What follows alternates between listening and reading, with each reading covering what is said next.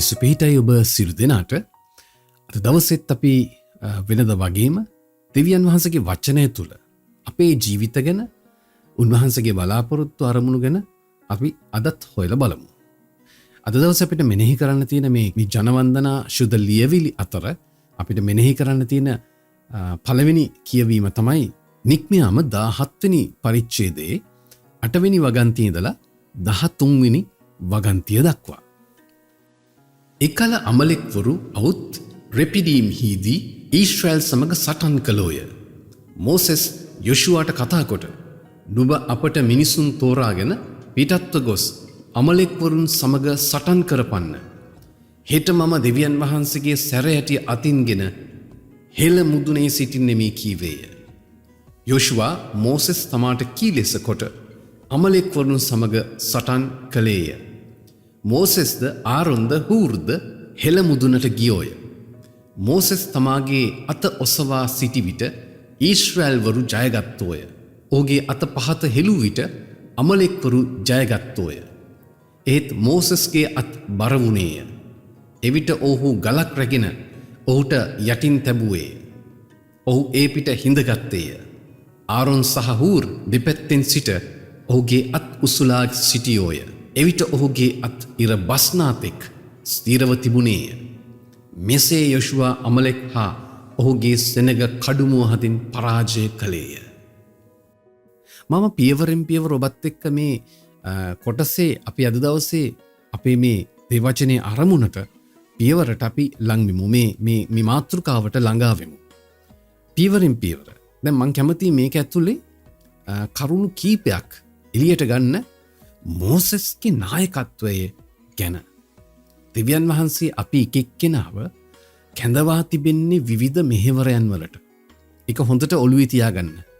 දෙවියන් වහන්සේ ඔබව කැඳවන්නේ මේ පොළොවේ උන්වහන්සේගේ වැඩය දේව රාජ්‍යයේ වැඩේ කරන්නට උන්වහන්සේව දැන හඳුනාගෙන උන්වහන්සේගේ අරමුණු හඳුනාගෙන උන්වහන්සේගේ බලාපොරොත්තු වලට එකඟව ඔබේ මගේ ජීවිතේ බලාපොරොත්තු හැඩගස්වගෙන උන්වහන්සේගේ බලාපොරොත්තු සහ ඉලක්කවලට අපේ ජීවිත කල්ක්‍රියාව පිළිවෙල කරගෙන සංවිධානගත කරගෙන උන්වහන්සේ අපිව කැඳවන්නා වූ දිශාවට උන්වහන්සේ අපිට බාර දීලා තියෙන වැඩේ කරන පිණිස අපිව තෝරගත්තේ මොනවටද? ඔබව දෙවියන් වහන්සේ තෝරගෙන තියෙන්නේ මොනවටද? ඔබ මේක ගැන කල්පනා කරලා තියෙනවද ජීවිතේ මොන වෙලාවක හරි? කවදාරි දවසක ඔබ මේ මාතෘකාව කල්පනා කරන්නේ නැති දෙවියන් වහන්සේ මොනවටද මාව තෝරගත්තේ? දෙවියන් වහන්සේ මොනවටද මාව කැඳවන්නේ? දෙවියන් වහන්සේ මොනවද මගින් බලාපොරොත්තු වෙන්නේ? මොනවද මට උන්වහන්සේ වෙනුවෙන් කරන්න තියෙන දේ? මෙවැනි ප්‍රශ්න ඔබ ජීවිතේ කවදාරි දවසක අහලා ඇති. ඔබ ඔබෙන්ම ඔබ ගැනම ඔබ කල්පනා කරනවා. ඔබ දෙවියන් වහන්සේගෙනුත් අහලා ඇති මේ කාරණාව. සමහරට තාම අපහැදිලි ඇති. සමහරට යම් කාරණා තුලින් ඔබව දෙවියන් වහන්සේ කැඳවන්නා වූ ඔබව තෝරගත්තා වූ වැඩේ තුල ඔබ යනවත් වෙන්න පුළුවන්. සමහර අය හොඳටම මේ වැඩේ තේරුම් අරගෙන උන්වහන්සේට කැප වෙලා ඒ දේව රාජ්‍යයේ වැඩ කටයුතු කරගෙන යනව වෙන්නත් පුළුවන්. කෙසේ හෝ අතිශයින් වටිනවා දෙවියන් වහන්සේ අපිව තෝරගත්ත වැඩය අපේ ජීවිතෙන් එළියට අරගෙන කරුණු හැටියට අපි ඒ ඉලක්ක වෙතට ඒ වැඩය හරියට නිසි ලෙස ඉටු කරන පිණිස පියවරෙන් පියවර ගොඩනැගෙන එක. දැන් මේ අද දවසේ මේ මෝසස්ගේ සේවාව ඇතුලේ මේ අමලෙක්වරුන්ට විරුද්ධව මේ ගියා වූ සටන ඇතුලේ මේ කතාව ඇතුලේ දෙවියන් වහන්සේ අපිට කියන කරුණු ගැන අපි පොඩ්ඩක් විමසන්න උත්සාහ කරමු. මම ඔබින් යෝජනාවක් කරන ඔබට මේ කොටස නැවත කියවලා මේක ඇතුලේ මෝසෙස්, ආරොන්, ඒ වගේම හූර්, ඒ වගේම යෝෂුවා මේ අයගේ කරුණු ගැන ඔබ මීට වඩා මම අද ඔබත් එක්ක කතා කරන්න කරුණු වලට වඩා ඔබට මේ කරුණු ඇතුලේ තව ගොඩක් දේවල් හොයාගන්න පුළුවන් වෙන්න පුළුවන්. මට හම්බුණා මේ මෝසස්ගේ කරුණු ඇසුරේ කරුණු 11ක්. මම මේ කරුණු 11 ඔබත් එක්ක බෙදා ගන්නවා. ඔබට තව මේක ඇතුලේ කරුණු ගොඩක් හම්බෙන්න පුළුවන්. මේ මෝසස්ගේ නායකත්වයේ දෙවියන් වහන්සේ මෝසස්ව තෝරගත්ත. උන්වහන්සේ මෝසස්ව පාවිච්චි කරන මේ මුළු කතාව ඇතුලේ මේ කොටසට අදාළව අපි යමුද? ඔබට අවශ්‍ය නම් ලියා ගන්න. ඔබ මේක ඔබේ ජීවිතය ගැන මෝසස්ගේ, ආරොන්ගේ, හූර්ගේ, ඒ වගේම යොෂුවගේ කතාව ඇතුලේ ඔවුන්ගේ ජීවිත ඇසුරෙන් ඔබේ ජීවිතේ මගේ ජීවිතේ දෙවියන් වහන්සේ තෝරගත්තා වූ උන්වහන්සේ අපව කැඳවන්නා වූ මෙහෙවර සහ වැඩය අරමුණ ගැන අපි අදහසක් ගමු. පළවෙනි කාරණාව තමයි පාපයේ වහල්කමින් විමුක්තිය කරාගෙන ඒමට මෝසෙස්ව දෙවියන් වහන්සේ පාවිච්චි කරා තෝරගත්තා. දැන් මේ හැම එකක්ම ඔබේ මගේ ජීවිතය සම්බන්ධව කරුණු එකතු කරගන්න, මෙනෙහි කරන්න. දෙවියන් වහන්සේ අද ඔබවයි මාවයි තෝරගෙන තියෙනවා. උන්වහන්සේ ඔබව මාව කැඳවනවා. මේ ලෝකේ පාපයේ වහල්කමින් ඉන්න අයට මේ ක්‍රිස්තුස් වහන්සේගේ විමුක්තියේ පණිවිඩය ගෙන යාමට, මේ පණිවිඩය බෙදාගෙන, මේ පණිවිඩය කතා කරලා ඒගොල්ලන්ව ඒ ඉන්නා වූ වහල්භාවයෙන් දෙවියන් වහන්සේට ආගන්තුකව ජීවත් වෙන්නා වූ මේ ජීවිත රටාවෙන් දෙවියන් වහන්සේව දැන ගැනීමට, ඒ වහල්කම් මැද ඉන්න මේ අත්දැකීමෙන් මොකද්ද මේ වහල්කම? මෙහෙම ගියොත් අපි හැමෝම මියදෙන්නේ සදාකාලික නිරය පිණිසයි. දෙවියන් වහන්සේව නොදැන යේසුස් වහන්සේ දෙන දිව්‍ය පූජාවට සම්බන්ධයක් නැතුව අපි මේ විදියට ජීවත් වෙලා ගිහිල්ලා අවසානයේ අපි මරණයෙන් කෙලවර වෙන්නේ සදාතනික නිරාගින්නටයි. මෙන්න මේ සදාකාලික නිරාගින්නට නොයන පිණිස දෙවියන් වහන්සේ තමන්ගේ එකම පුත්‍රයාණන් මේ පොළොවට පාප කමාවක් හැටියට දුන්න මේ පණිවිඩයේ ඔවුන් එක්ක බෙදාගෙන යේසුස් වහන්සේව හඳුන්වා දීමට සහ ඒ විමුක්තියට ඔවුන්ව කැඳවන පිණිස අපිව කැඳවලා තියෙනවා, තෝරගෙන තියෙනවා. දැන් ඒක පාස්ටර් කෙනෙකුට, එහෙම නැත්නම් මේක මේ විශේෂ නායකත්වයක් ගන්න ලීඩර් කෙනෙකුට, සභාවක ඉන්න විශේෂ තනතුරක් දරන අයට පවරපු කාරණාවක් විතරක් නෙවෙයි. ඔබ යේසුස් වහන්සේ කෙරෙහි විශ්වාස කරන කෙනෙක්ද?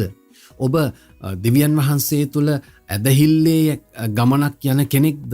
ඔබව මාව කැඳවලා තියෙනවා මේ වැඩේට. උන්වහන්සේ අපිව තෝරගෙන තිබෙන්නේ මෙන්න මේ වැඩේ කරන පිණිසයි.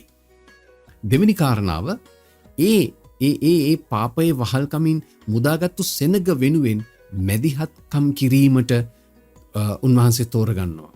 දෙවිදරුවනි, මෙතනක් තියෙන වැදගත් කරුණ තමයි ඒගොල්ලෝ ඒ ගැලවීමේ අත්දැකීමට ආවට පස්සේ විශේෂයෙන්ම මේ දේව සෙනග වෙනුවෙන් නායකත්වය දෙන්න, මැදිහත්කම් කරන්නට උන්වහන්සේ අපිව කැඳවා තිබෙනවා. ඒ කියන්නේ මේ අය අපි සුභාරංචිය දීලා නැත්තම් අපි යේසුස් වහන්සේ ගැන ඔවුන් එක බෙදාගෙන අපේ ජීවිතෙන්ම සුභාරංචියක් වෙලා ඔවුන් ජේසු වෙතට ආවට පස්සේ ඒ ඇදහිල්ලේ ගමන තුල ඔවුන් වෙනුවෙන් යාඥාවේ මැදිහත් කරුවන් හැටියට දෙවියන් වහන්සේ ඉදිරියේ නිරන්තරයෙන් ගනුදෙනු කරන්න තියෙනවා. ඒකේ අනුකරුණ තමයි අපි ඔවුන් සමග නිරන්තර ගනුදෙනු කරන්න තියෙනවා. ඔවුන්ව මැදිහත් කරුවන් හැටියට දෙවියන් වහන්සේ ඔවුන් අතරයි සම්බන්ධතාවය ඇති කරන්න අපිට විවිධ සේවාවන් තියෙනවා. ඔවුන්ව රැක බලා ගන්න, ඔවුන් ගැන හොයලා බලන්න, ඔවුන්ගේ ප්‍රශ්නවලට උත්තර දෙන්න උදව් වෙන්න, ඔවුන්ගේ ජීවිතයේ අරගල මැදදී උපකාර කිරීම, උපස්ථාන කිරීම, මෙවැනි මැදිහත්කාරකම් අපිට කරන්න තියෙනවා. අන්න ඒ පිණිස අපි හැමෝම ඔබ කිතුණුවෙක් නම් අපිව තෝරගත්ත ඒ මෙහෙවරේ අපිට යන්න තියෙන ගමනක්. ඒ වගේම තුන්වෙනි කාරණාව, ඒ සෙනග නිසි ලෙස ඒ කරුණු වෙනුවෙන් කළමනාකරණය කිරීම, සංවිධානගත කිරීමට කැඳවලා තියෙනවා, තෝරගෙන තියෙනවා. මේ තුන්වෙනි කාරණාවත් ඔබේ මගේ කැඳවීම සහ තෝරා ගැනීමට අදාළයි. ඒ කරුණු වෙනුවෙන් කළමනාකරණය කිරීම, සංවිධානගත කිරීම. ඒ කියන්නේ හැමෝටම මේ හැමදේම කරන්න පුළුවන් කියන එක නෙමෙයි. අපි හිතමුකෝ ඔවුන්ට උදව් කරන්න, උපස්ථාන කරන්න යනකොට අපිට උපස්ථාන කිරීමේ මහා දැවැන්ත හැකියාවක් නැහැ. එතකොට අපි මොනවද කරන්න ඕනේ? සභාවේ අදාළ පාස්ටර්, එහෙම නැත්නම් පූජකතුමා, අදාළ නායකත්වයෙන් වෙත, අදාළ වෛද්‍යවරු වෙතට අපි හරියට මේක මේ සංවිධානගත කරන්න ඕනේ, මේ ප්‍රශ්න මැද යන සෙනග. හතරවෙනි කාරණාව, දේව හඬ පහදා දීමට සහ ඒක ඉගැන්වීමටත්, ඒ වගේම ඒ තුල හික්මවීමටත් දෙවියන් වහන්සේ අපිව කැඳවා තිබෙනවා, අපිව තෝරගෙන තියෙනවා. දේව හඬ පහදා දීමට. අද හුඟක් වෙලාවට මිනිස්සු අහන ප්‍රධාන ප්‍රශ්න අතර තියෙන එකක් තමයි, මම කොහොමද දෙවියන් වහන්සේගේ හඬ තේරුම් ගන්නේ? යක්ෂයාගේ හඬ තේරුම් ගන්නේ කොහොමද? දෙවියන් වහන්සේගේ හඬ තේරුම් ගන්නේ කොහොමද? අපි කොහොමද මේක තේරුම් ගන්නේ කියන ප්‍රශ්නය හරි වැදගත්. මේ දවස්වල මිනිස්සුන්ට තියෙන ගැටලු වලින් එකක් තමයි ඒක. ඒක හරි වැදගත්. ඒ නිසා දේව හඬ පහදා දීම අපි හැමෝගෙම යුතුයකමක්. අපි හැමෝම කැඳවා තිබෙනවා, තෝරගෙන තියෙනවා. දෙවියන් වහන්සේගේ හඬ පහදා දීම. දරුවෙක් ඇවිල්ලා අපෙන් ඇහුවොත්, වැඩිහිටියෙක්ගෙන් ඇහුවොත්, තාත්තේ අම්මේ මෙහෙමයි, මාමේ නැන්දේ මෙහෙමයි, මේ කාරණාව ගැන මොකද්ද කියලා සමහර වැඩිහිටියෝ කීයෙන් කී දෙනාද දෙවියන් වහන්සේට ප්‍රතිචාර දක්වන්න හෝ ඒ අදාළ ප්‍රශ්නයට හරියට උත්තර දෙන්න දන්නේ. අපි අද කොච්චර උදාසීන වෙලාද, ඈත් වෙලාද මේ දෙවියන් වහන්සේගේ කැඳවීමෙන්, තෝරා ගැනීමෙන්. ඒක උගන්වන්න තියෙනවා. දරුවන්ට උගන්වන්න ඕනේ අපි. දරුවන්ට උගන්වන්න තියෙනවා වැඩිහිටියෝ. ඒක ඇතුලේ හික්මවීමක් නෑ අද හුඟක් දෙව ජනතාව ඇතුලේ. මේ හික්මවීමට ඉතාමත් වැදගත් ඔන්න යොමු කරන එක. එතකොට ඉගැන්වීමත් අවශ්‍යයි. ඒ දේව හඬට ප්‍රතිචාර දක්වන්නේ කොහොමද කියලා උගන්වන එක අතිශයින් වැදගත්. ඒ වගේම ඒක ඇතුලේ හික්මවිලා යන්නේ කොහොමද? ස්වයං පුරුෂයා, භාර්යාව, ඒ වගේම අම්මලා, තාත්තලා, දරුවෝ, මේ සභාවේ පාස්ටර් සහ එහෙම නැත්නම් ඇදහිලිවන්තයෝ හැටියට හරි පූජකතුමා නායකත්වයන් මේ හික්මවීම එක්ක යන එක අතිශයින් වැදගත්. විනයක් නෑ සමහරවිට අද අපේ ජීවිතවල. ඔහේ නන්නත්තාරේ දේවල් කරනවා. ලෝකේ තියෙන හැම දහජරාවක්ම ඔළුවේ දාගෙන අපි මහා විහිදුවක් වෙලා තියෙනවාද අපේ ජීවිත ගමන නේද? අපි දකින හොඟක් වෙලාවට මේ තත්ත්වයන් සමාජය ඇතුළින් බිහි වෙලා සභාවන් ඇතුලේ කොච්චර රජ කරන්න දඟලනවාද කියලා. සාතන් hina වෙනවා මේවලට. ඉගැන්වීම නැහැ, හික්මවීම නැහැ, දේව හඬ පහදා දීම අද හුඟක් තැන්වල අසාර්ථක වෙලා. පස්වෙනි කාරණාව, දේව ජනතාව නමස්කාරයට සංවිධානගත කිරීම. අර ඒ දේව ජනතාව නමස්කාරයට සංවිධානගත කිරීම, ඒක පාස්ටර් කෙනෙක් වෙන්න පුළුවන්, පූජකතුමෙක් වෙන්න පුළුවන්. ඔබව දෙවියන් වහන්සේ මෙහෙවන්නා වූ මට්ටම, මේ හැම දෙයක්ම අපිව මෙහෙවන්නා වූ මට්ටම. සමහරවිට ඔබ තාත්තා කෙනෙක් වෙන්න පුළුවන් ගෙදර. ඔබේ පවුලේ අයව දේව නමස්කාරයට එක්කන් යන එක. අද හුඟක් වෙලාවට තාත්තලා පල්ලියන්නේ දරුවන්ට පල්ලියන්න කියනවා, නැත්නම් සබත් පාසලට ගිහිල්ලා දාලා ඒගොල්ලෝ වෙන වැඩවලට යනවා. මේ වගේ කතා ගොඩක් මේ නමස්කාරයට සූදානම් කිරීම. නැත්නම් ගෙදර පවුලේ නමස්කාරය නැහැ. හරිද? පවුලේ නමස්කාරයට සංවිධානගත කරන එක. ඒක හරි වැදගත්. මෙන්න මේ වැඩෙත් අපි අතේ තියෙනවා. දැන් මේවා මහා දුර්වල වෙලා අපේ ජීවිතය ඇතුලේ, අපේ කිතුණු සංඝය ඇතුලේ, අපේ කිතුණු ප්‍රජාව ඇතුලේ මෙන්න මේවා දුර්වල වෙලා. හයවෙනි කාරණාව, මෙසියානුක මෙහෙවර නියෝජනය කිරීමට. ඒ කියන්නේ ඕව කැඳවපු තැන ඉඳලා ඉදිරියට ඒ මෙසියානුක වැඩපිළිවෙල, දෙවියන් වහන්සේ දියත් කරන මේ දේව සැලැස්මේ, ඒ මෙසියානුක මෙහෙවර ඉදිරිය දක්වා යන මේ වැඩපිළිවෙලේ උන්වහන්සේගේ පැමිණීම, ඒ මෙසියස් වහන්සේගේ පැමිණීම. දැන් මෝසස්ගේ කාලයේ මෙසියස් වහන්සේගේ මෙහෙවර දියත් වෙලා තිබුණේ නැහැ නේද? යේසුස් වහන්සේ ඇවිල්ලා තිබුණේ නැහනේ. නමුත් ඒ පිනිස උන්වහන්සේගේ පැමිණීමට සෙනගව සූදානම් කිරීම. ඒ කියන්නේ දිවසිවර මෙහෙවරක් වෙනුවෙන් ඔවුන්ව කැඳවා තිබෙනවා.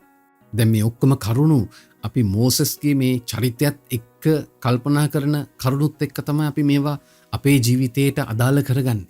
එදා මෝසස් ඇතුළු ඒ දිවසිවරු ඒ ඊශ්‍රායල් ජනතාවගේ ජන ජීවිතය රිප්‍රසන්ට් කරේ, නැත්නම් නියෝජනය කරේ එන්න සිටින ක්‍රිස්තුස් වහන්සේගේ දිව්‍යමය මෙහෙවර, ඒ දෙවියන් වහන්සේගේ වැඩපිළිවෙල. දැන් යේසුස් වහන්සේ ආවනේ. මෙසියස් වහන්සේ ආවා. උන්වහන්සේ සේවය කරා. උන්වහන්සේ මැරුණා. උන්වහන්සේ තුන්වෙනි දින නැවත උත්ථාන වුණා. උන්වහන්සේ දෙව රාජ්‍යයට නැවත ගියා. දැන් අපිත් එක්ක ඉන්නවා. දැන් මොකක්ද අපේ මෙසියානුක මෙහෙවර, දිවසිවර මෙහෙවර මොකක්ද? යේසුස් වහන්සේ නැවත එනවා. උන්වහන්සේ විනිශ්චය පිණිස නැවත එනවා. අන්න ඒ පැමිණීම ගැන සාක්ෂි දරන දිවසිවර මෙහෙවරක නියෝජනය අපි දරන්න තියෙනවා. අපි හැමෝම යේසුස් වහන්සේගේ නැවත පැමිණීමට සාක්ෂිකරුවන්. ඒක බෙදාගන්න උන්වහන්සේ අපිව තෝරගෙන තියෙනවා. ක්‍රිස්තු පණිවිඩය ඒකයි. හොඳේ. අපි ක්‍රිස්තියානි කෙනෙක් වුණාට පස්සේ අපි ක්‍රිස්තියානි වෙන්නේ ක්‍රිස්තුස් වහන්සේව වැළඳ ගැනීමේ ක්‍රියාවලිය මං හිතන්නේ ඔබට පැහැදිලිද දන්නේ නැහැ. සමහර අයට නම් ක්‍රිස්තියානි වෙලා හිටියට මේක අවබෝධයක් නැහැ. මොකද්ද මේ කිතුණුවෙක් වෙලා ඉන්නවා කියන එක අවබෝධයක් නැහැ. නමුත් ඔබ නැවත අවදි වෙන්න ඕනේ. කිතුණුවෙක් වෙන්නේ මොකද්ද මේ ක්‍රියාදාමය කියලා. එතකොට ඔබට පැහැදිලි වෙයි අපි මොකද්ද දරන්න ඕන පණිවිඩය? එහෙනම් අපේ ජීවිතය තුළ මේ ඇදහිල්ලේ ගමන තුළ අපි අපේ ජීවිත හැඩගස්ව ගන්න ඕනේ මෙන්න මේ ප්‍රමිතියට. මෙන්න මේ දේව රාජ්‍යයකට ගමනක් යන සෙනගක් තමයි අපි මෙහෙම ගියොත් අපි විනාශ වෙනවා ප්‍රේමන්තිනි. අපි විනාශ වෙනවා කියලා අපි දේශනා කරන්න ඕනේ, අපි උගන්වන්න ඕනේ ඒ අයට. යේසුස් වහන්සේගේ පැමිණීමට අපි ඔවුන්ව සූදානම් කරන්න තියෙනවා. ඒ මෙසියානුක මෙහෙවර. දැන් අපිට තව මාස කීපයකින් මේ කතාව කියන්න අපිට මේ මිනිස්සුන්ට මේක තේරුම් කරන්න හොඳ කාලයක් වෙනවා. නත්තල් කාලේනේ. ඒකත් නැති කරගන්න හදන්න එපා. ඒ කාලය අතිශයින් අපිට ආශිර්වාදයක්. ඒ කාලේදී අපි යේසුස් වහන්සේ මේ පොළොවට ආවේ ඇයි කියන පණිවිඩය අපි අපේ කටින් කියන්න ඕනේ. අපි ගීතිකාවලින්, අපි කැරොල් ගීතිකාවලින් එක සංවිධානය කරන වැඩසටහන් වල අපි කියන්න ඕනේ. ඒකේ මූලික හරය තමයි, මූලික පණිවිඩය වෙන්න ඕනේ ක්‍රිස්තුස් වහන්සේව දේශනා කරන එක. යේසුස් වහන්සේ ආවේ මොකටද? උන්වහන්සේ දැන් ඇවිල්ලා ඉවරයි. උන්වහන්සේ නැවත එන්න යනවා. ඒ නිසා අපි ගත කරන්න ඕන ජීවිතේ මොන වගේද කියන එක, අපි සූදානම් වෙන්න ඕනේ මොනවටද කියන එක ගැන අපි මේ නත්තල් කාලෙත් අපි බෙදා ගන්න ඕනේ. මෙසියානුක මෙහෙවර පිණිස අපිව කැඳවා තිබෙනවා. අපිව තෝරගෙන තියෙනවා. 7 වෙනි කාරණාව, ඒ සෙනග වෙනුවෙන් යෝජනා කරන, ඒ කියන්නේ දෙවියන් වහන්සේ ඒ සෙනග වෙනුවෙන් යෝජනා කරන අනකරන දේ කිරීමට උන්වහන්සේ තෝරගත්තු, උන්වහන්සේ කැඳවන්නා වූ අය ගෙන් උන්වහන්සේ බලාපොරොත්තු වෙනවා. 8 වෙනි කරුණ, උන්වහන්සේ සමග සිටීමට. කියන්නේ උන්වහන්සේ එක්ක කාලය ගත කිරීමට උන්වහන්සේ අපව තෝරගෙන තියෙනවා, කැඳවනවා. උන්වහන්සේ කැඳවන්නා වූ ඕනෑම මොහොතක උන්වහන්සේට සවන් දීමට කාලයක් ගත කිරීම හෝ උන්වහන්සේ වෙනුවෙන් වැඩ කිරීම පිණිස උන්වහන්සේ කැඳවන ඕනෑම වෙලාවක විවිධ නායකත්වයන් තුලින් අපිව කැඳවනවා. දෙවියන් වහන්සේ විවිධ එළිදරව් තුලින් කැඳවනවා. නේද? යාඥාවිදි දේව වචනේ තුලින් අපිව කැඳවනවා. අපිට හැඟීමක් ඇති කරනවා. මේ හැමදේම අපි නායකයන් සමග කතා කරන්න ඕනේ. මේ ඕනෑම මොහොතක උන්වහන්සේ අපිව කැඳවන, අපිට බාර දෙන වැඩේ කරන්න අපි ලෑස්ති වෙලා ඉන්න ඕනේ. 9 වෙනි කාරණාව, අදාළ මොහොතකදී සටන් වලට පවා නායකත්වයේ දීම. දැන් අපි දකිනවා පරණ ගිවිසුමේදී මේගොල්ලෝ මේ අවියායුධ සටන් හරම තිබුණා නේද? දැන් මෙතන අමලෙක් වෙරුන්ට විරුද්ධව යෑමේදීත් මෝසෙස් කියනවා යොෂුවට ඔයා අහවල් වෙලාවට අහවල් විදිහට යුද්ධයට යන්න කියලා. හරි? එතකොට ඒ පිණිස දෙවියන් වහන්සේ දා පරණ ගිවිසුම තුළ උන්ව කැඳෙව්වා. අද අපි දකිනවා නව ගිවිසුම යුගයේ තුල අපිට තියෙනවා මහා ආධ්‍යාත්මික සටනක්. මහා ආත්මික සටනක් තියෙනවා. දැන් මේ 9 වෙනි කරුණ අනුකරුණු දෙකකට කඩන්නම්. ඒ වෙනුවෙන් දේව අභියස සිටීම. ඒ කියන්නේ ඒ අපිව කැඳවන අවස්ථාවේ සටන් වලට නායකත්වයේ දීමට ඒ වෙනුවෙන් අපි දේව අභියස සිටීම උන්වහන්සේ බලාපොරොත්තු වෙනවා. දෙවෙනි කාරණාව, ඒ වෙනුවෙන් යම් ආකාරයක ප්‍රායෝගික වැඩපිළිවෙලක අපිව උන්වහන්සේ කැඳවනවා. දේව අභියස සිටීම මෝසස්ගෙන් බලාපොරොත්තු වුණා. ඒ වගේම ඒ වෙනුවෙන් ප්‍රායෝගික වැඩපිළිවෙලක යෙදීම යොෂුවගෙන් බලාපොරොත්තු වුණා. ඒක එක්කෙනාගෙනුත් වෙන්න පුළුවන්. දෙදෙනෙක් තුන්දෙනෙක් සභාවේ සමාජිකයන්ගෙන් පවා බලාපොරොත්තු වෙන්න පුළුවන්. එතන සඳහන් වෙනවා යොෂුවා මෝසෙස්ට කීකරු වුණා කියලා. මෝසෙස් යොෂුවට යෝජනා කරනවා, ඔබ අහවල් පිළිවෙලට, ඔබ මේ යුද්ධයට සටනට යන්න ඕනේ. මොකද ඔහු යුද්ධ සෙන්පතියෙක් නිසා. යොෂුවා මෝසෙස්ගේ හඬට කීකරු වෙනවා. මෝසෙස් මොනවාද හමුදාව ගැන දන්නේ අරම්මනම් කියලා වාද විවාද කරන්න ගියේ නෑ. ඔහුගේ අධ්‍යාත්මික නායකත්වයට ගරු කරමින් ඔහුට පැවරිච්ච නායකත්වයෙන් ඔහුට පැවරිච්ච කොටස කරන්නට ඔහු ඉදිරිපත් වෙනවා, කීකරු වෙනවා. අපිට නායකත්වයේ දෙන අයට ඒ අයත් එක්ක වාද විවාද කරන්න නැතුව ඒ අය අපිට පවරන වැඩේ කරන්න කීකරු වීම අතිශයින් වැදගත්.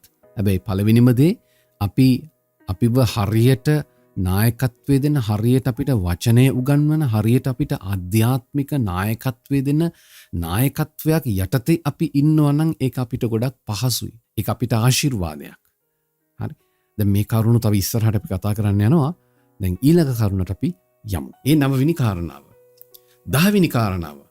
නායකයන් පත් කිරීම සහ ගෝලත්වයට ගොඩනැගීම පිණිස උන්වහන්සේ මෝසෙස්ව තෝරගත්තා, කැඳවනු ලැබුවා, සහ අද ඔබවත් මාවත් කැඳවනවා. මේක ඉතාම වැදගත් පියවරක් කිතුුණු නායකත්වය යටතේ ඒක විශේෂෙන්ම විශේෂාකාරයක් හැඳවීමක් නායකයන් පත්කිරීම සහ ගෝලයන් ගොඩනැගීම ගෝලයන්ව නිසෙලෙස කළමනාකරණය කිරීම එක විශේෂෙන්ම පැවරෙන්නේ විශේෂ නායකත්වයන් වලට ගොඩනැගිච්ච පරිණත වෙච්ච අයට.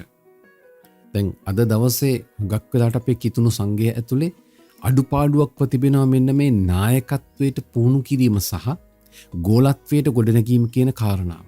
අපි එක හුඟක් තැන්වල දකිනවා මේ අඩුපාඩුව ගෝලයන් බිහිවීමේ ප්‍රතිශතයේ ප්‍රවණතාවය අඩුයි හෝ හරියට ඒක සිද්ධ වෙන්නේ නැහැ. යම් විදිහකින් සිද්ධ වුණත් ඒක සිද්ධ වෙන්නේ වෙනස් තත්ත්වයක් යටතේ කියන එක තමයි අපි දකින්නේ. හුඟක් තැන්වල එහෙමයි මේ ප්‍රතිශතය. නමුත් සමහර නායකයෝ ඉන්නවා හරි ලස්සනට තමන්ගේ ගෝලයන්ව ගොඩනගන හරි ලස්සනට ඒ නායකත්වයන් වලට ඔවුන්ව පුහුණු කරන ඇතැම් පූජකවරු දේව දාස දාසීන් නැතුවමන මේ ඉන්නවා. එතකොට ඒ නායකත්වයන් වලට පත්කිරීම සහ ඒ ගෝලත්වයට ගොඩනැගීමේ මහඟු මෙහෙවර අපිට පැවරලා තිබෙනවා මේ කිතුුණු සංඝය ඇතුලේ. 11 කාරණාව දේවදාස දාසීන්ට එහෙම නැත්නම් අපිට නායකත්වයේ දෙන අයට උපස්ථාන කිරීම සහ උදව් කිරීමට. ඒ කියන්නේ අපිට නායකත්වයේ දෙන අයට උපකාර කිරීම උපස්ථාන කිරීමට උන්වහන්සේ අපිව කැඳවනවා තෝරගෙන තියෙනවා. ඒ කියන්නේ අපි හිතමුකෝ ඒ දේවදාසය එහෙම නැත්නම් දේවදාසිය වෙන්න පුළුවන් ඒ අදාළ නායකත්වය ඒ අදාළ වැඩේට තෝරගෙන තියෙනවා. මේ පාස්ටර්ව මේ ෆාදර්ව නැත්නම් මේ පූජකතුමාව මේ නායකත්වය කැඳවා තිබෙනවා මේ වැඩය පිණිස. ඒ නිසා මම ඔහුට හෝ ඇයට උපකාර කරන්න ඕනේ මේ වැඩේ කරගෙන යන පිණිස. අද හුඟක් වෙලාවට මෙන්න මේ මෙහෙවරත් අපේ කිතුුණු ජීවිතයෙන් හුඟක් වෙලාවට මග හැරිලා තියෙනවා. දෙවියන් වහන්සේ මාව කැඳවලා තියෙනවා මං ඉදිරියේ ඉන්න නායකත්වයට ශක්තියක් වෙන්න දායක වෙන්න ඒ දේව මෙහෙවරට ඒ දේව මෙහෙවරේ කොටස්කරු වෙන පිණිස. මෝසෙස්ගේ අත් දෙක උස්සගෙන ඉන්නකොට අමලෙක්වරුන්ට විරුද්ධව ඊශ්‍රායල්වරු ජයග්‍රහණය කළා. හැබැයි මෝසෙස් මිනිසෙක් නිසා ඔහුගේ අත් වේදනාවට බර වෙනකොට ඔහුට වෙහෙසක් දැනෙනකොට ඔහුගේ අත් දෙක පහළට වැටුණා. එහි සඳහන් වෙනවා මෝසෙස්ගේ අත් දෙක පහළට වැටුණම ඒ කියන්නේ අමලෙක්වරු ජයග්‍රහණය කරන්න ගත්තා. මේක හඳුනගත්ත හූර් සහ ආරොන් මොකද කරන්නේ? මෝසෙස්ට ඉඳගන්න ගලක් ගෙනල්ලා ඔහු ඒක ඉඳවනවා. ඉඳලා ඔහුගේ අත් දෙක මේ සටන නිමවන තෙක් මේ හූර් සහ ආරොන් මෝසෙස්ගේ අත් දෙක උස්සලා අල්ලන් ඉන්නවා. එතකොට මෝසෙස්ගේ නායකත්වයේ යටතේ දෙවියන් වහන්සේ ඔහුගේ අත් දෙක උස්සන් ඉන්නකොට දෙවියන් වහන්සේ උන්ට ජය දුන්නා. උපකාර කිරීම. මේ නායකත්වයට ශක්තියක් වීම. ආයි දෙවියන් වහන්සේට බැරි වුණේ මෝසෙස්ගේ අත් දෙකට ශක්තිය දීලා අහස්කමක් කරලා ඔහුගේ අත් දෙක දේවදූතයන් ලවා අල්ලගෙන ඉන්න. ඒක කරන්න බැරි. දෙවියන් වහන්සේට ඒක කරවන්න බැරිද? පුළුවන්. නමුත් දෙවියන් වහන්සේ මෙතනදී අඟවල දෙනවා මෝසෙස්ගේ නායකත්වයට ශක්තියක් දෙන්න. ඔබ ඉදිරිපත් වෙන්න. ඔබට දීලා තියෙනවා ඒ හැකියාවන් භාවිතා කරන්න. අත් දෙක උස්සගෙන ඉන්න ඔවුන්ට දීලා තියෙන ශක්තිය පාවිච්චි කරන්න. අද හුඟක් වෙලාවට මේ දේවදාස දාසීන්ට ඔබ මාව ගොඩනගන දේවදාස දාසීන්ට ශක්තියක් වෙන්න ඔවුන්ට උපකාර කරන්න ඔවුන්ගේ අත් බර වෙනකොට ඔවුන්ට වෙහෙසටපත් වෙනකොට වැඩ කරලා ඔවුන්ට මහන්සි වෙනකොට අපි නිකන් ඉන්නවා. එහෙම නැත්තම් සමහර අය අපිට චෝදනා කරනවා නේද? සමහර නායකත්වයන් වලට චෝදනා කරනවා, දොස් කියනවා. මොනවද මේ වැඩ කරන්නේ? නිදා ගන්නවද නැත්තම් විවේක ගන්නවද? මොනවද මේ? එහෙම කියලා දොස් නගනවා. අද හුඟක් වෙලාට නායකත්වයට රෙස්ට් එකක් දෙන්න ඔවුන් ගොඩක් වැඩ කරන අය. හුඟක් ඇත්ත නායකයෝ, සැබෑ අවංක නායකයෝ, දේවදාස දාසීන් ඉන්නවා හුඟක් අවංක මිනිස්සු. ඒ අයට උපස්ථාන කරන්න සමහර අය ඉදිරිපත් වෙන්නේ නැහැ. එකිනෙකාගේ ටැලන්ට් හැකියාවන් සමහරට ඒක ශ්‍රමදායකත්වයේ වෙන්න පුළුවන්, සමහරට ඒක මුදල වෙන්න පුළුවන්, සමහරට ඒක Tamanගේ ටැලන්ට් හැකියාවන් වලින් වෙන්න පුළුවන්. මේ වගේ විවිධාකාරයේ දේවල් වලින් අපිට පුළුවන් මේ නායකත්වයට ශක්තියක් වෙන්න. විශේෂයෙන්ම අනේ පව් එයාට මහන්සි කියනක නෙමෙයි. දෙවියන් වහන්සේ මාව කැඳවලා තියෙනවා මේ ජයග්‍රහණය පිණිස දායක වෙන්න. මෝසස්ගේ අත් දෙක රිදෙනවානේ පව් අප්පා අපි යට උදව් කරමු කියලා නෙමෙයි මෙතන හූර් සහ ආරොන් ඉන්නේ. මේක අපේ වැඩක්. මේක අපේ වගකීම. මේ අපේ ජනතාව. අපේ ජාතිය සටනක්. මේ අපේ කණ්ඩායමේ සටනක්. අපි එකාමින් නැගිටින්න ඕනේ. අපි එක්කෙනාට එක්කෙනා පුළුවන් දේ කරලා හෙල්ප් එකක් දෙන්න ඕනේ, ශක්තියක් වෙන්න ඕනේ කියන ඒ ආකල්පය ඇතුව තමයි මේ කටයුත්තට ඔවුන් මුණ දෙන්නේ. ඒ හැඟීම අත්‍යවශ්‍යයි. ඒ හැඟීම අත්‍යවශ්‍යයි. සමහරට ගෙදර තාත්තා වෙන්න පුළුවන්. ගෙදර අම්මා වෙන්න පුළුවන්. ඔබේ ආත්මික නායකත්වයට, ඔබව ගොඩනගන නායකත්වයට ශක්තියක් වෙන්න. ධෛර්යය දෙන්න. ඔවුන් එක්ක මේ වැඩේට දායක වෙලා ඔවුන් එක ගමනක් යන ගමන. මේක අපේ වැඩක්. මේක අපේ සටන. මේක අපේ ගමන කියන ඒ හැඟීමත් එක්ක ගොඩනැගින්න අත්‍යවශ්‍යයි. අන්න ඒක අතිශයින් වැදගත් කාරණාවක්. මේ කරුණු එක්ක ඔබේ ජීවිතයේ දෙවියන් වහන්සේ කැඳවන තැන, ඔබේ ජීවිතයේ තෝරගත්ත තැන ගැන උන්වහන්සේත් එක්ක ගනුදෙනු කරන්න, යාඥා කරන්න. මේ අමලෙක් වරුන්ගේ සටන ඇතුලේ තියෙන කොටස. අද දවසේ අපිට මේ කාරණාවත් එක්ක අපිව එක්කගෙන යන අශුද්ධ ලියවිල්ල දෙවෙනි මෙනෙහි කිරීමේ කොටස. ඒක තමයි දෙවෙනි තිමෝති 3 වෙනි පරිච්ඡේදයේ 14 වෙනි වගන්තිය සහ 4 වෙනි පරිච්ඡේදයේ 2 වෙනි වගන්තිය. ඒ වගන්තිවල මෙන්න මෙහෙම කියනවා. දැන් එතනදී ඔබ කරුණු හැටියට වෙන් කරගත්තොත් අපිට හම්බෙනවා මෙතන පටන් ගන්න මෙහෙමයි. 3 වෙනි පරිච්ඡේදයේ 14 සහ 15 මේ වගන්ති දෙකම හරි වැදගත්. හරි. එහෙත් නුඹ ඉගෙන ගත්තා වූ නුඹට සහතික වූ කාරණා කොයි තැනැත්තන්ගෙන් ඉගෙන ගත්තෙහිද කියාත් ක්‍රිස්තුස් යේසුස් වහන්සේ කෙරෙහි ඇදහිල්ල කරන කොටගෙන ගැලවීම පිණිස නුඹ නැනවත් කරන්නට පුළුවන් වූ ශුද්ධ ලියවිලි නුඹ බාල වයසේ පටන් දැනගෙන සිටින බවක් දැන ඒවායේ පිහිටා සිටපන්න. 4 වෙනි පරිච්ඡේදයේ 2 වෙනි වගන්තිය මෙහෙම කියනවා. වචනේ දේශනා කරපන්න, කලටත් අකලටත් වැඩේ යෙදී සිටපන්න, සියලු ආකාර ඉවසිලිවන්තකමින් සහ ඉගැන්වීමෙන් තරවටු කර අවවාද කර අනුශාසනා කරපන්න කියාය. මෙතන පටන් ගන්න මෙහෙමයි. ඔබ ඉගෙනගත්තු දේ කාගෙන්ද ඉගෙනගත්තේ කියලා සොයලා බලලා විමසලා බලලා කියන කතාවෙන් තමයි පටන් ගන්නෙ. හරි? ඒ කියන්නේ ඔබ ඉගෙන ගන්න ඕනේ. කාගෙන්ද ඉගෙන ගන්න කියන එක වැදගත්. ඒ වගේම ඉගෙන ගන්න ඕනයි කියන එකත් වැදගත්.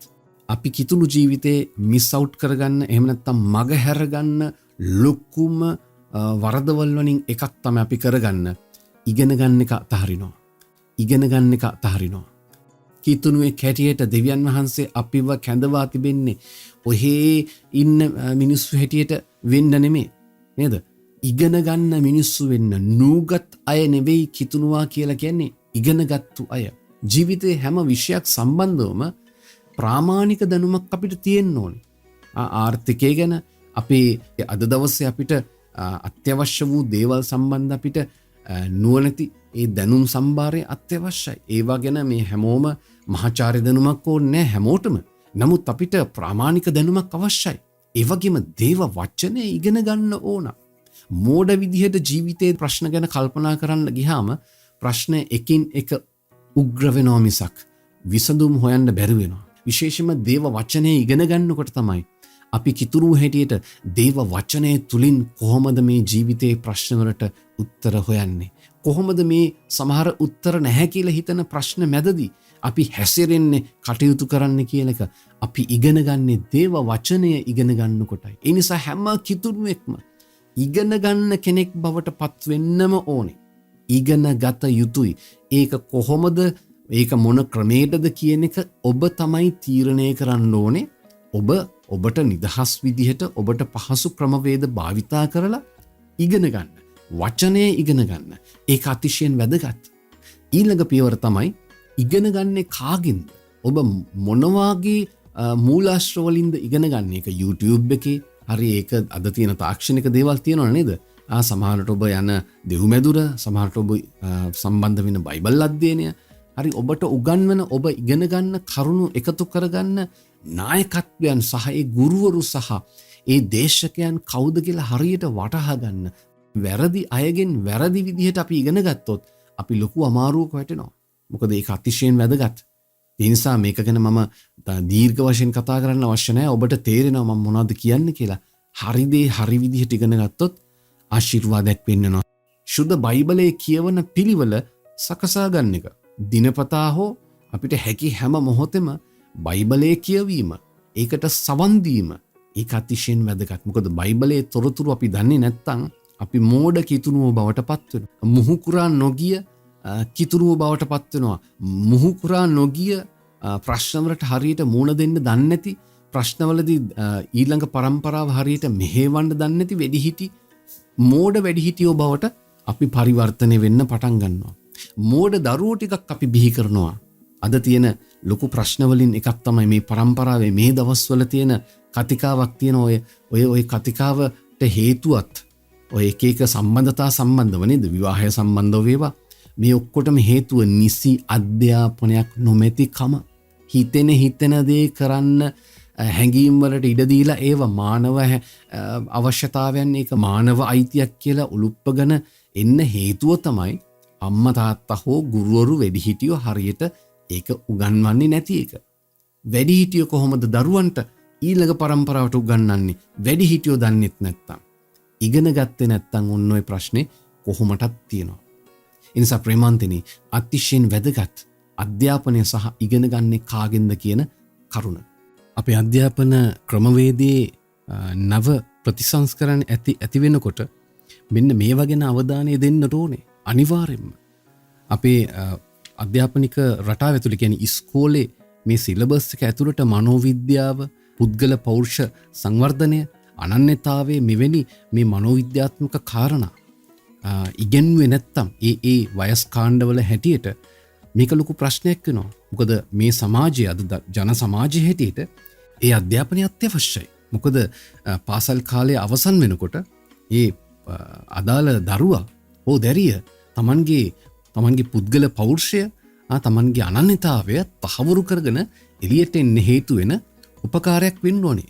ගෙදරදී අනිවාර්යෙන්ම ඒ අධ්‍යාපනයේ ඒ පරිසරය හැදෙන්න ඕන වගේම පාසල් අධ්‍යාපනය තුලේ විෂයානුකූලව මේ අභ්‍යාස ටික සිද්ධ වෙන්නටම ඕනේ. දැන් එහෙම නැති හින්දා තමයි මේ ප්‍රශ්න අද දවසේ අපිට මුණ දෙන්න සිද්ධ වෙලා තියෙන්නේ. කවුන්සලින් සෙන්ටර්ස් හැමතැනම අඩියෙන් අඩිය විවෘත කරන එක නෙමෙයි මේකට තියෙන හොඳම පිළිතුර වෙන්නේ.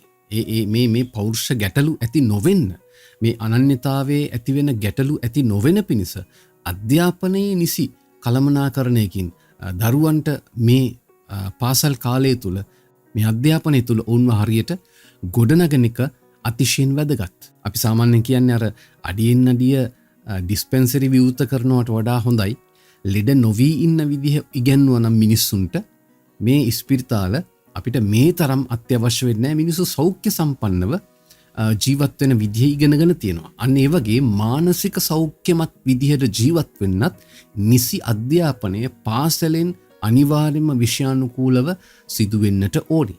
ඒක නැති හින්දා තමයි කොහෙන් හරි එන බහුබූතයක් අපි අරගෙන මේක වැළඳගෙන සියල්ල නැතිනාස්ති කරගන්නේ. වැඩිහිටියෝ කොහොමද දරුවන්ට ඊළඟ પરම්පරාවට උගන්වන්නේ? වැඩිහිටියෝ දන්නෙත් නැත්තම්, ඉගෙන ගත්තේ නැත්තම් ඔන්න ඔය ප්‍රශ්නේ කොහොමටත් තියෙනවා. ඒ නිසා ප්‍රේමාන්තනි, අතිශයින් වැදගත් අධ්‍යාපනය සහ ඉගෙන ගන්නේ කාගෙන්ද කියන කරුණ. පෞල්තුමා තිමෝතිට අවධාරණය කරනවා. දෙවනුව කියනවා ඉගෙනගත්තු දේවල් අනිත් අයට උගන්වන්න, දේශනා කරන්න.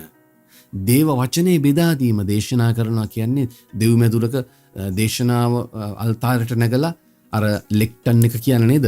දේශනා කරන තැනට ගිහිල්ලා නැත්තම් පුල්පිට් එක කියන නැත්තම් දේශනා කූඩුව කියන නේද? එතෙන්ට ගිහිල්ලා මිනිස්සුන්ට මේ විෂයානුකූල බයිබල් අධ්‍යයනයක් දෙනවා කියන එක විතරක් නෙවෙයි. ඔබ ඉගෙන ගන්න දේව වචනය අනිත් අයත් එක්ක බෙදා ගන්න. ඔබේ අසල්වාසියාගේ ප්‍රශ්නකදී ඔව් දිව්‍යන් වහන්සේගේ වචනයට අනුව කොහොමද ක්‍රියාත්මක වෙන්න ඕනේ කියලා ඔබ කියා දෙන්න ඕනේ. මොකද ඔබ ඉගෙන ගත යුතුයි. ඔබ හරියට ඉගෙන ගන්න ඕනේ. ඔබ ඒ ඔවුන්ගේ ජීවිතවල ප්‍රශ්නවලට මුණ දෙන්න ඔවුන්ට උගන්වන්න ඕනේ.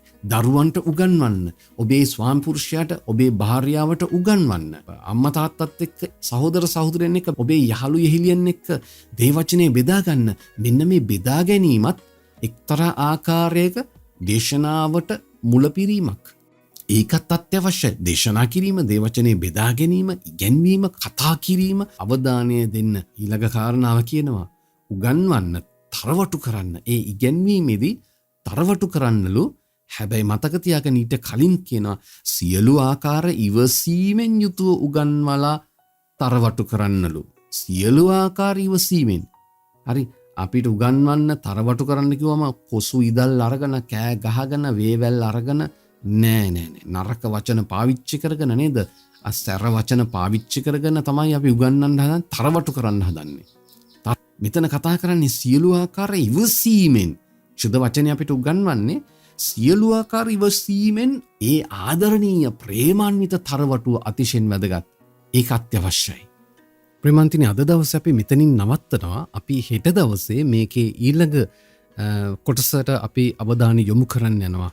අපි එතකන් ස්වාමීන් වහන්සේ තුළ මේ කියපු කාරණා සමග ඔබේ මගේ ජීවිතයේ ගැඹුරු දෙවියන් වහන්සේ අපිව තෝරගත්ත කැඳවනු ලැබූ කාරණා ගැන අපි මෙනෙහි කරමු. ඔබට ජේසු පිහිටයි.